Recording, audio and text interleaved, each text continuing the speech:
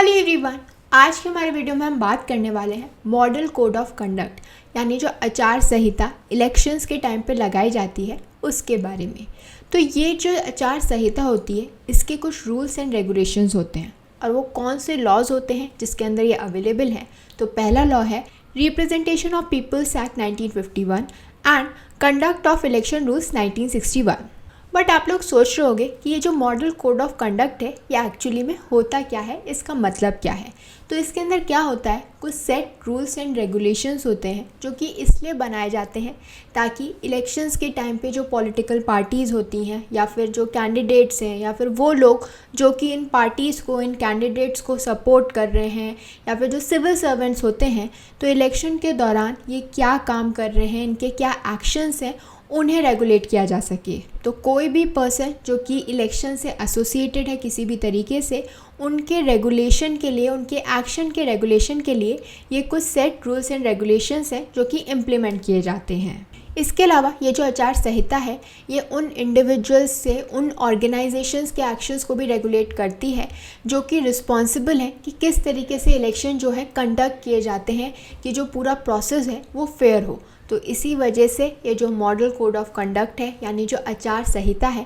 उसे इम्प्लीमेंट किया जाता है ताकि इन सभी इंडिविजुअल्स के, इन सभी पॉलिटिकल पार्टीज़ या जो ऑर्गेनाइजेशंस हैं वो किस तरीके से काम कर रही हैं, उनके एक्शंस क्या हैं, उन्हें रेगुलेट किया जा सके। इसीलिए जो मॉडल कोड ऑफ कंडक्ट है ये उसकी ड्यूटी है ये इंश्योर करना कि जो इलेक्शंस किए जा रहे हैं वो फेयर ग्राउंड्स पे किए जा रहे हैं और जो पॉलिटिकल पार्टी इस समय पावर के अंदर है, जिसके पास पावर है, वो इस बात का जो है गलत यूटिलाइजेशन ना करे, उसे कोई बेनिफिट ना हो ड्यूरिंग द इलेक्शन। तो इसी वजह से ये जो मॉडल कोड ऑफ कंडक्ट है ये लेवल करता है द प्लेइंग फील्ड को for all the political parties involve in the electoral process. तो इसका मतलब ये है कि ये जो मॉडल कोड ऑफ कंडक्ट है यही इंश्योर करता है कि किसी भी पॉलिटिकल पार्टी को जो है ज़्यादा पावर ना मिले, वरना जिस पार्टी की गवर्नमेंट है ऑब्वियसली सब कुछ उसी के कहने पे हो रहा है, वही चीज़ें, काफ़ी चीज़ें डिसाइड करता है, तो उसके पास कुछ ज़्यादा प्रिविलेजेस हो सकती है। लेकिन ये जो आचार संहिता होती है ये मेक श्योर करती है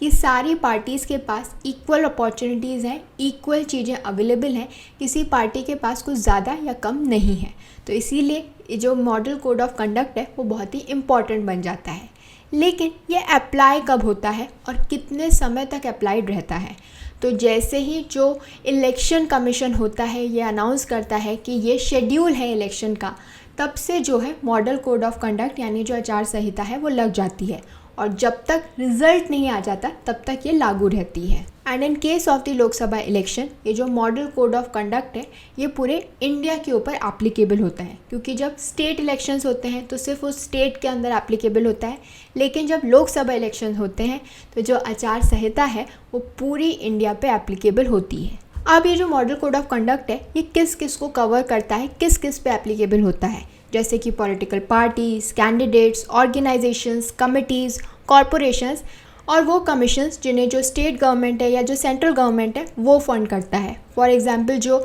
इलेक्ट्रिसिटी रेगुलेटरी कमीशंस हैं, जल बोर्ड्स हैं, ट्रांसपोर्ट कॉरपोरेशंस हैं, इन सब के ऊपर ये आचार संहिता लागू होगी। बट आई वॉज थिंकिंग कि ये जो मॉडल कोड ऑफ कंडक्ट है, ये जो आचार संहिता है, इसके कुछ रूल्स और रेगुलेशंस हैं, लेकिन अगर कोई भी पॉलिटिकल पार्टी, कोई ऑर्गेनाइजेशन या फिर कोई इंडिविजुअल जो है इन सेट रूल्स और रेगुलेशंस को फॉलो नहीं करता तो फिर क्या होगा, क्या कोई पनिशमेंट मिलेगी? वैसे तो मॉडल और कोड ऑफ कंडक्ट को वायलेट करने के लिए कोई पनिशमेंट नहीं है, लेकिन अगर कोई भी पॉलिटिकल पार्टी, कोई इंडिविजुअल या कोई भी ऑर्गेनाइजेशन या कोई भी ऐसा इंसान जो कि ये मॉडल कोड ऑफ कंडक्ट के अंदर आता है, जिसके ऊपर ये एप्लीकेबल है, वो कुछ भी ऐसा करता है जो कि एक क्राइम है under the Indian penal code and the representation of the people act, तो उस केस में उस पर्सन को, उस ऑर्गेनाइजेशन को जो है वो सज़ा मिलेगी। ही और she might even go to jail. लेकिन अगर कोई सिर्फ मॉडल कोड ऑफ कंडक्ट को वायलेट करता है तो उस केस में उन्हें वार्निंग दी जाएगी।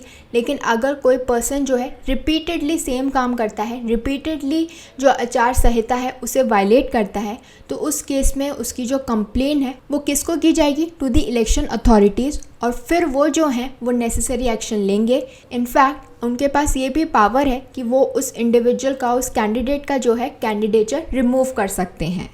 और इसीलिए जो इलेक्शन कमीशन है उसका सबसे इम्पॉर्टेंट रोल क्या आता है, वो सबसे बढ़िया काम, सबसे इम्पॉर्टेंट काम क्या करते हैं, वो करते हैं जब ये जो आचार संहिता है वो लागू की जाती है। ये देखना कि कोई भी पार्टी, कोई भी कैंडिडेट जो है वो इस आचार संहिता का उल्लंघन नहीं कर रहा, यही सबसे बड़ा इम्पॉर्टेंट काम है इलेक्शन कमीशन का। और जब उन्हें ऐसा लगता है कि कोई भी पर्सन जो है वो वायलेट कर रहा है आचार संहिता को, तो वो नेसेसरी एक्शंस लेते हैं। फॉर एग्जाम्पल जो इलेक्शन कमीशन है वो रोक सकता है गवर्नमेंट को फ्रॉम एडवर्टाइजिंग और एंडोर्सिंग द रूलिंग पार्टी। तो अगर कोई भी पार्टी जो है ऐसा कर रही है, अपने बड़े बड़े एडवर्टीजमेंट्स लगा रही है, एंडोर्स कर रही है, तो उस केस में जो इलेक्शन कमीशन है वो गवर्नमेंट को रोक सकता है। इसके अलावा जो इलेक्शन कमीशन है वो रूलिंग पार्टी पर रोक लगा सकता है from using their political influence and endorsing their agenda through television और सिनेमा। तो अगर कोई भी जो रूलिंग पार्टी है वो ऐसा कुछ भी कर रही है, लोगों को इन्फ्लुएंस करने की कोशिश कर रही है, अपना जो एजेंडा है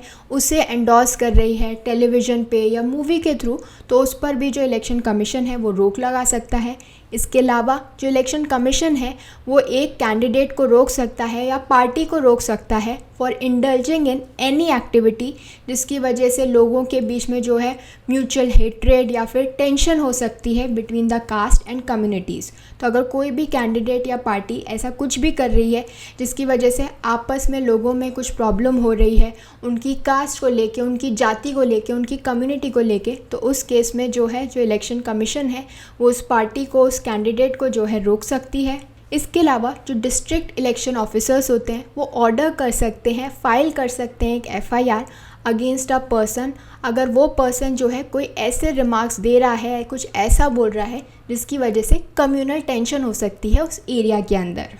तो अगर ऐसा कुछ भी हो रहा है, ऐसा कोई भी जो है पार्टी या कैंडिडेट ऐसा कुछ भी कर रहा है, ये कुछ एग्जाम्पल्स हैं। इनके अलावा भी अगर ऐसा कुछ पाया गया जो कि आचार संहिता के अगेंस्ट है तो इलेक्शन कमीशन उनके अगेंस्ट कुछ एक्शंस ले सकती है। So this was all about model code of conduct, यानी जिसे हम आचार संहिता कहते हैं। I hope this information was helpful to all of you. Thank you for watching this video. Don't forget to follow Nyaya and do join us again for more of India's laws explained.